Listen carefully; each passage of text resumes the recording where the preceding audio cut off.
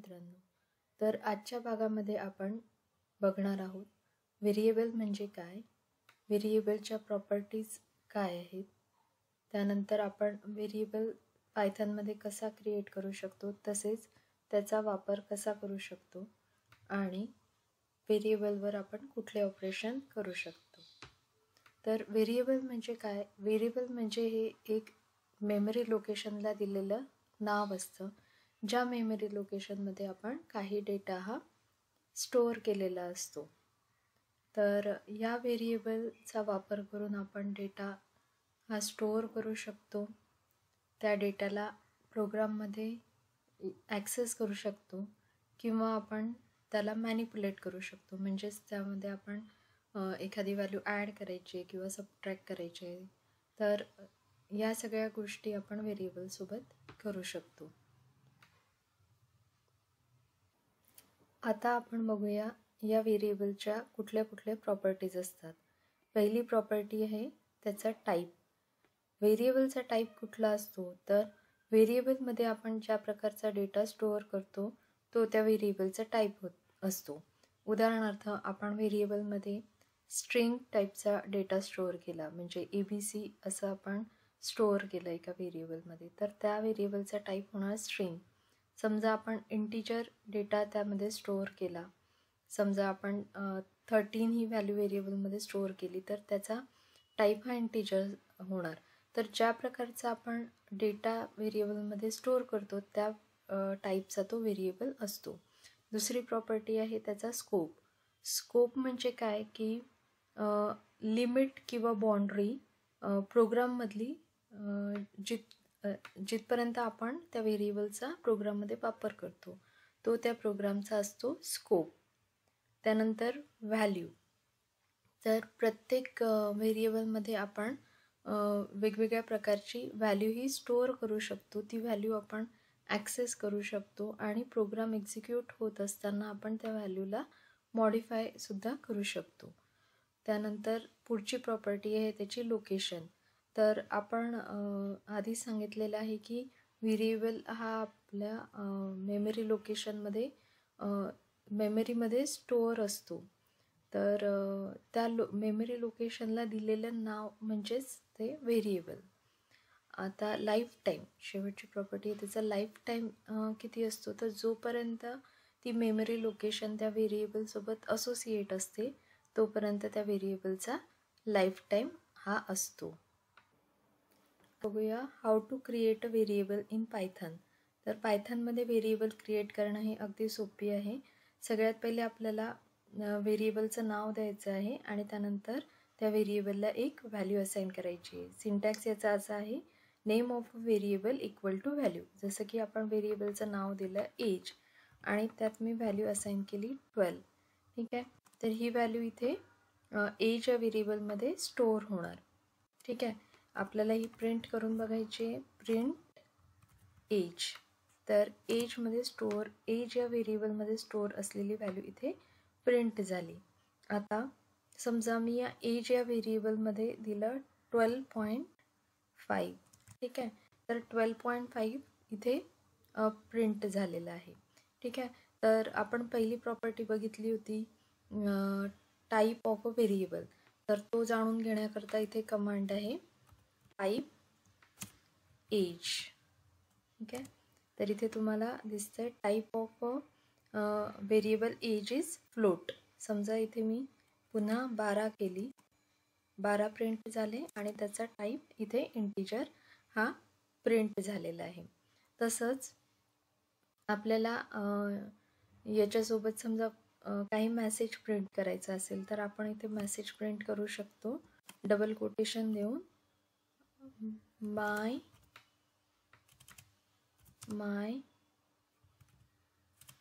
Age is आणि कोटेशनच्या बाहेर comma देऊन एज. ठीक आहे, तर इथे विथ मेसेज आपण व्हेरिएबलची व्हॅल्यू प्रिंट करू शकतो. आता जसं इथे आपण एज या व्हेरिएबलमध्ये 12 ही व्हॅल्यू डायरेक्टली असाइन केली, पण समजा मला युजरकडनं इनपुट घ्यायचं असेल तर त्यावेळेस मी इनपुट हे फंक्शन वापरू शकते एज इक्वल टू म्हणजे व्हेरिएबलचं नाव, त्यानंतर इनपुट फंक्शन, आणि इथे आपण युजरला मेसेज देऊ शकतो की एंटर युअर एज. ठीक आहे.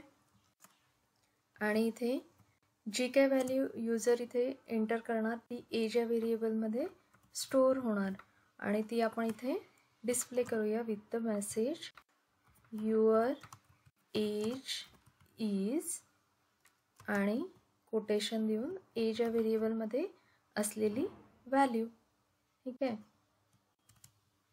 Enter your age, suppose 12, your age is 12. तर इनपुट या फंक्शनचा वापर करून सुद्धा आपण युजरकडनं आलेली व्हॅल्यू ही व्हेरिएबलमध्ये स्टोअर करू शकतो. आता invalid cases for the variables, म्हणजे व्हेरिएबल क्रिएट करताना काय काय काळजी घ्यायला पाहिजे. तर व्हेरिएबल क्रिएट करताना व्हेरिएबलचं नाव हे नेहमी डाव्या बाजूला आणि व्हॅल्यू ही नेहमी उजव्या बाजूला असली पाहिजे. जसं की आपण इथे केलेलं आहे एज इक्वल टू 17, तर हे व्हॅलिड आहे. समजा आपण विरुद्ध केलं, जसं की 17 इक्वल टू एज, तर आपल्याला इथे कॅनॉट असाइन टू लिटरल, म्हणजे आपल्याला इथे एरर मिळाला आहे की ही एज व्हॅल्यू आपण लिटरल म्हणजे नंबरला असाइन करू शकत नाही. बरोबर. तर आपल्याला नेहमी व्हेरिएबलचं नाव हे डाव्या बाजूला आणि व्हॅल्यू ही उजव्या बाजूला ठेवायची आहे. त्यानंतर परत दुसरे कुठले रूल आहे व्हेरिएबल क्रिएट करताना, तर must start with a letter or underscore. तर व्हेरिएबल हा आपला नेहमी अंडरस्कोअरनी सुरुवात करून आपण क्रिएट करू शकतो, जसं की underscore age equal to 17. Otherwise नाही केली तरी चालतंय. सेकंड रूल आहे cannot start with a number. तर जसं इथे 1 ABC इक्वल टू 28, जर मी एक्झिक्यूट केलं तर इथे मला इनव्हॅलिड सिंटॅक्स असा एरर मिळतो आहे. तिसरा रूल काय म्हणतो, cannot use any special symbol. Variable create करताना आपल्याला कुठलाही स्पेशल सिम्बॉल यूज करता येत नाही, आपल्याला परत इथे इनव्हॅलिड सिंटॅक्स असा एरर मिळतो. चौथा रूल आहे can't use space in variable, instead use underscore. म्हणजे आपण इथे स्पेस व्हेरिएबल क्रिएट करताना यूज करू शकत नाही, परत इथे इनव्हॅलिड सिंटॅक्स असा आपल्याला मेसेज मिळेल. त्यापेक्षा आपण इथे अंडरस्कोर जर वापरला तर हा व्हॅलिड व्हेरिएबल आपला होऊ शकतो, परंतु स्पेस दिली असता तो व्हेरिएबल कन्सिडर होत नाही. इनव्हॅलिड सिंटॅक्स असा एरर आपल्याला मिळतो. पाचवा रूल आहे आर केस सेन्सिटिव्ह, म्हणजे आपण असाइन करताना व्हेरिएबलची केस वेगळी असेल आणि प्रिंट करताना आपण वेगळी घेतली तर तो ॲक्सेप्ट व्हॅल्यू प्रिंट करणार नाही. तर इथे बघू शकतो आपण name age is not defined, कारण ए हा कॅपिटल आहे. तर पायथन मध्ये व्हेरिएबल क्रिएट करताना आपल्याला केस सेन्सिटिव्हिटीची काळजी घ्यावी लागते. त्यानंतर 6वा रूल काय, कॅनॉट बी अ कीवर्ड. आता पायथनमध्ये कुठले कुठले कीवर्ड आहे हे बघण्याकरता आपण कीवर्ड ही लायब्ररी इम्पोर्ट केली आणि त्याची लिस्ट मी इथे प्रिंट करते. तर हे इतके सारे कीवर्ड पायथनमध्ये अवेलेबल आहे, तर यांचा उपयोग आपण व्हेरिएबल क्रिएट करण्याकरता करू शकत नाही. जसं इथे कीवर्ड आहे अवेट, तर मी इथे अवेटला सपोज कुठली व्हॅल्यू असाइन करायची आहे तर ते मी करू शकत नाही, तर इथे परत मला इनव्हॅलिड सिंटॅक्स असा एरर मिळतोय. पुढे आपण बघूया multiple variables in a single line, म्हणजे एका लाईनमध्ये आपण मल्टिपल व्हेरिएबल्स क्रिएट करू शकतो का, तर पायथनमध्ये आपण ते क्रिएट करू शकतो. फॉर एक्झाम्पल आपण व्हेरिएबलचं नाव घेतलं आहे SID एज आणि ग्रेड इक्वल टू, आता SID म्हणजे स्टुडंट ID सपोज 102 आहे, एज सपोज 24, ग्रेड 9. आता हे प्रिंट करताना आपल्याला प्रिंट या फंक्शनचा यूज करू आपण, print SID comma age comma grade. ठीक आहे. तर 102, 24 आणि 9. सपोज मी इथे ऑर्डर चेंज केली, प्रिंट सपोज इथे grade comma SID comma age असं जर प्रिंट केलं तरीसुद्धा ऑर्डर चेंज केली व्हेरिएबलची तरी आपल्याला व्हॅल्यूज या प्रिंट होऊन मिळतात. पण इथे मल्टिपल व्हेरिएबल्स ज्यावेळेस आपण असाइन करतो त्यांना व्हॅल्यूज, त्यावेळेस घ्यायची काळजी एवढीच आहे की व्हेरिएबलचे नावं आणि व्हॅल्यूज ह्या मॅच झाल्या पाहिजे. समजा अनइक्वल असतील तर आपल्याला एरर मिळतो, जसं की SID एज आणि ग्रेड इक्वल टू 102 सपोज 24 आणि मी एक्झिक्यूट केलं तर not enough values to unpack. म्हणजे आपण इथे व्हॅल्यूज कमी दिलेले आहे आणि व्हेरिएबल 3 दिलेले आहे, तर आपल्याला एरर मिळतो आहे not enough values to unpack. Expected 3 got 2, 3 expected होत्या आणि 2 मिळाल्या. आणि सपोज आपण व्हेरिएबल कमी दिले, जसं की SID आणि एज इक्वल टू 102, 24 आणि सपोज 9. तर या ठिकाणी आपल्याला येतं too many values to unpack. आपण जास्त व्हॅल्यूज अनपॅक करण्याकरता दिलेली आहे. Expected 2 but we have given 3. म्हणजे दोन्ही केसमध्ये आपल्याला एरर मिळतो. जर आपण व्हॅल्यूज लेस दिल्या तर आपल्याला not enough values to unpack असा एरर मिळतो. आणि जर आपण व्हेरिएबल्स कमी दिले आणि व्हॅल्यूज जास्त दिल्या तर too many values to unpack असा एरर आपल्याला मिळतो. पण नंबर ऑफ व्हेरिएबल्स आणि व्हॅल्यूज हे इक्वल असतील तर आपण एका वेळेस मल्टिपल व्हेरिएबलला एका लाईनमध्ये व्हॅल्यूज या असाइन करू शकतो. आता नेक्स्ट आपण बघणार आहोत single value for multiple variables. Multiple variables करता एकच व्हॅल्यू जर आपल्याला एका वेळेसच असाइन करायची असेल तर ते आपण इथे करू शकतो. जसं की इथे आपण बघू शकतो SID equal to age equal to grade equal to suppose 10. ठीक आहे, तर या तिन्ही व्हेरिएबलला आपण 10 ही व्हॅल्यू असाइन केली आणि आपण बघू शकतो इथे 10 ही व्हॅल्यू डिस्प्ले होते का तिन्ही व्हेरिएबलला. तर तिन्ही व्हेरिएबलमध्ये 10 ही व्हॅल्यू अलोकेट झालेली आहे आणि ती आपल्याला इथे डिस्प्ले होते. पुढे आपण बघणार आहोत व्हेरिएबल ऑपरेशन्स. तर memory location of a variable using ID variable name.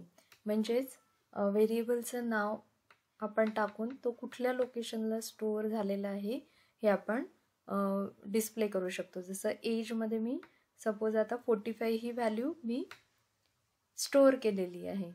तर प्रिंट या कमांडचा वापर करून मी ID हे फंक्शन वापरते, ID ऑफ एज.